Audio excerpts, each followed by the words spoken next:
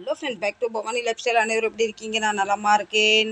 இந்த கம்மலை பற்றி ரொம்ப நாள் உங்களுக்கு சொல்லணும்னு நினச்சா இப்போ சொல்லிடலாம். இந்த கம்மல் பேர் வந்து சுய் தாகா. சுய் என்றால் ஊசி, தாகா என்றால் நூல். இது மும்பையில் ரொம்ப ஃபேஷன். யார் காதில் பார்த்தாலும் இப்படி இப்படி இப்படி ஆடிக்கிட்டு கிடக்கும். இதில் மெயின் ஒரு அட்வான்ஸ் எனக்கு என்னன்னா, கம்மல் இது வரைக்கும் தொங்குதா, மற்றெல்லாம் செயின். இதில் ஒரு ஈட்டி மாதிரி ஒரு கம்பி கொடுத்துருக்காங்க, தெரியுதுங்களா? நமக்கு அப்பப்போ காது குடையும் போது நமக்கு வந்து ஒன்றும் இல்லைன்னு கவலைப்பட வேண்டாம். இந்த ஈட்டி எடுத்துக்கிட்டு இப்படி காதுக்குள்ளே விட்டு இந்த அளவு செயின், அதுக்கு ஒரு கம்பி, இதை எடுத்து இப்படி விட்டு இப்படி கண்ணை மூடிக்கிட்டு இப்படி சுகமாக குடஞ்சோன்னு நினச்சிக்கிங்களேன், நல்லா சுகமாக இருக்குது. இந்த கம்மலை கண்டுபிடிச்ச மகாராஜாவுக்கு ஒரு நன்றி சொல்லணும். அப்பப்போ காது குடையக்கு ஒரு தீப்பெட்டி குச்சியை நம்ம தேடுவோம், அதெல்லாம் இப்போ வேண்டாம் போல.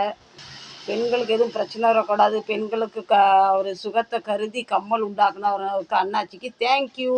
நான் பலமாக யோசனை பண்ணும் போது எனக்கு காது வந்து இப்படி நமைக்கிற மாதிரி இருக்கும். அப்போ இந்த கம்மலை இப்படி விட்டு இப்படி குடஞ்சா சுகமாக இருக்குது.